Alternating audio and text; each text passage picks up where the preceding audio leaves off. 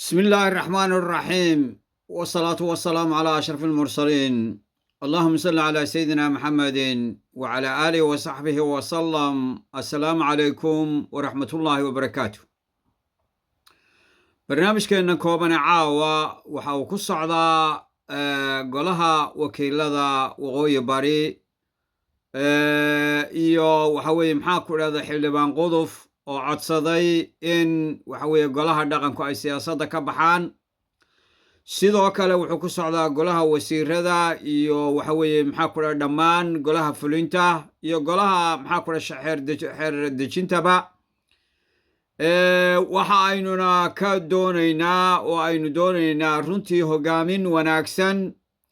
laakiin marka ugu horeysa bal hadda quduf kelmadiisa ila dhegeysta.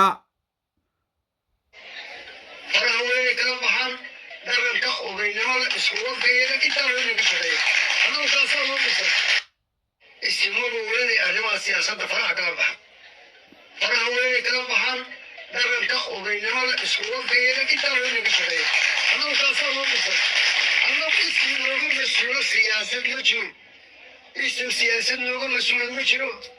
سياسة وحمولة هاي الدولة هي كانت تصوب دول معلومة صلي لكن السبب وحنا يقول مسؤولي يا ترى القليل يقولون الدولة وحكم الشعب. aad iyo aad waad maqasheen baan filayaa waxa uu yiri waxa weeye isimadu waxa weeye waa inay siyaasadda ka baxaan oo ay ku ekaadaan waxa weeye dhaqanka iyo arrimaha maaragtay maxaa ku dhahday gaarka u ah. waxaynu jawaab uga dhigaynaa waxa weeye maxaa ku dhahday idinku waxa weeye ha dayicina dowladnimada. haddaad idinku dowladnimadii aad dayacdaan ama ka gaabisaan ama aad la luntaan waxa weeye dhaqanka iyo cid waliba way soo gelaysaa siyaasadda markaa. cid walbana way idinku qabsanaysaa. laakiin haddaad idinku hogaamintiinnu ay noqoto hogaamin wanaagsan oo waxa weeye maxaa ku dhahday cadaalad ku dhisan oo dadaal badan oo dadka isku wadaysa haddaad noqotaan waa sax weeye cid waliba waxa weeye garab bay idin siinaysaa, bogaadin baad helaysaan, ammaan baad helaysaan, taageeraad helaysaan, mid dhaqaale iyo mid af iyo mid maxaa ku dhaadinba. laakiin haddii aad waxa weeye idinku ka gaabisaan shaqada la idiin igmaday oo aad waxa weeye waajibaadkiina aad gudan weydaan waxa weeye waa laydinku qabsanayaa, waana laydinku maxaa ku dhahday waana laydinla wadaagayaa. dhaqankuna meel ay kaga baxayaan ma jirto, waayo idinka waxaa idin dhalay dhaqankaa idin dhalay, dhaqankana waxaa dhashay bulshadaa dhashay, marka waa laysku wada xidhan yahay. haddaba aan u soo noqdo maxaa ka jira maanta maxaa ku dhahdayey maxaa ku dhaha caasimadda ma garanaysa waqooyi bari soomaaliya ee xarunta u ah waxa weeye maxaa ku dhahdaye maamulka waqooyi bari caasimadeeda ah. maxay maanta culimada oo jimco ahayd ay ka hadlayeen oo ay waxa weeye khudbadahooda ku soo qaateen. bal taana waxa weeye waxaan rabnaa inaynu dhegaysanno insha allah bismillaahi kariim oo aad ila maqashaan si aynu waxa weeye maxaa ku dhahdaye fariinteenu ay u noqoto fariin waxa weeye maxaa ku dhasax. والعاقبة للمتقين ولا عدوان إلا على الظالمين. أشهد أن لا إله إلا الله ولي الصالحين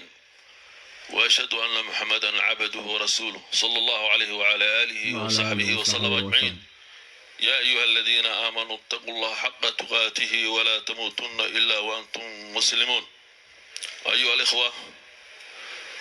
خطبة إنه وحي كسب سنة أما كوري قال السنة هل حديث وكمل أحاديث النبي صلى الله عليه وسلم. حديث كاس وحو شيغيا شن waxyaabood oo haday ummadan ila timaado ciqaab adduunyo loo soo hormarin doono oo adduunka lagu ciqaabi doono lagu cadaabi doono qabla al-aakhirah inta la gaadhin. shanta waxyaabood hadan soo koobno waxa kamid ah haddii zinadu ay faafto oo ka soo shacbaxdo bulsho oo ay muujistaan oo banaanka la soo dhigo wixii oo la samaynayo waxa ummadda ku dhex faafa daacuun iyo cudurro aan awoowayaashooda aqoonin sida maanta aan arkayno AIDS-ka iyo wixii la mid ah. qodobka labaadna waxa weeye haddii ummadaasi ay xagga ganacsiga khiyaamo la timaado oo beega iyo miisaanka iyo waxyaabaha dadka laga iibiyo la khiyaameeyo qish iyo khiyaamo iyo hoosgelis lagu sameeyo ummadda waxa lagu salidayaa 3 ciqaab ciqaabka koowaad waxa weeye abaaraha lagu qabanaya ciqaabka labaadna waxa weeye nolosha ayaa adkaanaysa oo sicirkii ayaa cirka marayo oo waxba la iibsan kari maayo dhaqaale xumo dhacaysa lacag la'aan baa dhacaysa qodobka saddexaadna waxa weeye madax daalimiina oo dhibto oo madax ka garaacda oo aanun aabayeenin dantooda iyo maslaxadooda una naxariisan baa qulta loo gelinayaa dambiga saddexaad waxa weeye la isku ciqaabayo haddii sakada la diido ama lagu bakhiilo ama si sax loo bixin waayo ama laba diidaba ummadda waxa laga joojinayaa roobkii cirka ka imanayay dhibicdii baa cirka laga joojinaya si gaar ah waliba inta waxa lagu daray waqtiga ay dadku macaasida sameeyaan haddii marmarka qaarkood roobo isaga doo macnaheedu maaha dadkaas ilaahay inuu raali ka yahay waa dad ilaahay u cadhooday wuxuu dadkaas ugu naxariisanayaa mayeedhaanka bahaayinka iyo mayeedhaankaas ayuu ilaahay ugu naxariisanayaa roob hadduu daaba iyagoo macaasi ku jira haddii roob ilaahay iska siiyo mayeedhaankaasaa lagu naxariisanayaa ee iyaga ma istaahilaan roob la siiyo oo mayeedhaankaabaa ka fiicnaanaya ilaahay agtiisa cadhada ku dhacday darteed qodobka afraad ee uu ka hadlaya waxa weeye dadku hadday ballanta ka baxaan ballantii alle iyo rasuulkiisa hadday ka baxaan ballanta diinta ka mida ballanta alle iyo rasuulka ilaahay markaad u shahaadatay shadu an laa ilaaha illa shadu muxammad rasuulullah muslim baana hay isdhiibay oo hoggaansamay ballan weeye inaan diinta islaamka ku dhaqmayaad ballan ku qaado haddaad ka fulin weydo ballanta alle iyo rasuulka ka baxday waxaa yana farca ka mid ah ballanta aad bini aadan la gasho وواجب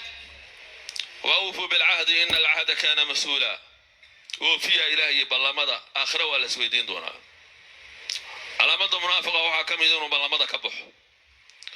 هذه بولشة أي عادة ستبالله كبح مشي سدا أي كلام aad buu mahadsan yahay sheekh maxamed salebaan ilaahay subxaana watacaala ha xifdiyo waxaa kaloo jiray oo maanta ay culimmadu ka hadlayeen qishka iyo filisaada ganacsiga marka xildhibaan quduf iyo xildhibaanada dhammaan waxa weeye maxaa ku dhaha golaha wakiilada ee waqooyi bari iyo golaha fulinta oo ay maxaa ku dhaha madaxweynaha iyo madaxweyne ku-xigeenku u horeeyaan iyo maxaa ku dhaha dhammaan wasiirada waxaa laga doonayaa cadaalad baa laga doonayaa waxaa laga doonayaa ballanta ay qaadeen inay ka run sheegaan kitaabkii ay gacanta saareen inay maxaa ku dhahda ilaahay subxaana watacaala magaciisa ay ugu dhaarteen inay ka dhabeeyaan ayaa laga doonayaa inay dadka u cadaalad sameeyaan baa la doonayaa inay bulshada dhex galaan oo ka baahan iyo ka jilicsan iyo ka daciifka ay xaalkooda ogaadaan baa loo baahan yahay inay hay-adaha cadaaladdu ay cadaalad ku adeegaan baa loo baahan yahay marka in midnimada iyo maxaa ku dhahda wadajirka bulshada ay ilaaliyaan baa loo baahan yahay waxaana ilaalinayaa ee isku xidhaya waxaa oo dhan waa cadaaladda weye waa cadaaladuna waxay imanaysaa marka hoggaanku iyo maxaa ku dhahday guddiyada golayaasha waxa weeye dowladdu ay waajibaadkooda waxa weeye gutaan marka ayaa dhaqankuna ay maxaa ku dhahday guryahooda ay joogayaan oo ay nasanayaan oo ay siyaasadda ka baxayaan bulshaduna markaasay waxa weeye maxaa ku dhahda ay noqonayaan bulsho waxa weeye maxaa ku dhahda isgarab taagta maamulkooda madaxdooda marka waxaan ka codsanayaa dowladda maamulka waxa weeye dowlad goboleedka waqooyi bari madaxdooda waa inay si degdeg ah ay uga howlgalaan waxa ka jira caasimadda waxa weeye waqooyi bari maxaa ku dhahda lascanood waxaa la sheegayaa in ganacsiga waxa weeye maxaa ku dhahda laysku baabi'inayo oo laysku falisayo waxaa jira fusuq iyo maxaa ku dhahday magaranaysa maxaa ku dhahda badan baa jira waxaa jira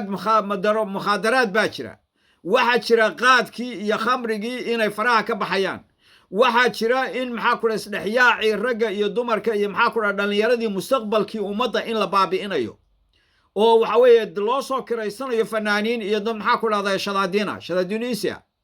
waxaanu leenahay dadkani waa muslimiin weeye waxaadna ugu dhaarateen kitaab baad ugu dhaarateen waa inaad kitaabka aad ugu dhaarateen aad fulisaan ummaddana adeeg wanaagsan ad u qabataan markaa ayaa ummadduna ay idin iskiin garab taagaysaa markaa ayaad maxaa ku dhahday taageero dhaqaale iyo mid af iyo mid magaranaysaa muruqba aad helaysaan ilaahay ha idan waafajiya baan ilaahay waxaan idiin sheegayaa barnaamijyadan waan sii wadi doonaa insha allah bidnillaahi kariim waan ku soo celcelin doonaa ilaa iyo inta ay waxa weeye isla jaan qaadayaan waxa weeye shacabka iyo dowladda waqooyi bari ayna tusaale u noqonayaan ummadda soomaaliyeed oo dhan ilaahay subxaana wa tacaala ha baraka magaranaysa haynoo saaleeye waxaan leeyahay markaas sii gudbiya oo gaarsiiya maxaa ku dhaha madaxda waxa weeye maxaa ku dhahda kala duwan waxa weeye maxaa ku dhaha fulinta iyo kuwa xeerdejintaba dhammaantoodba farniintan gaarsiiya oo maxaa ku dhahda daaqadaha uga tuura aad iyo aad baan idiin salaamaya assalaamu calaykum waraxmatullaahi wabarakaatu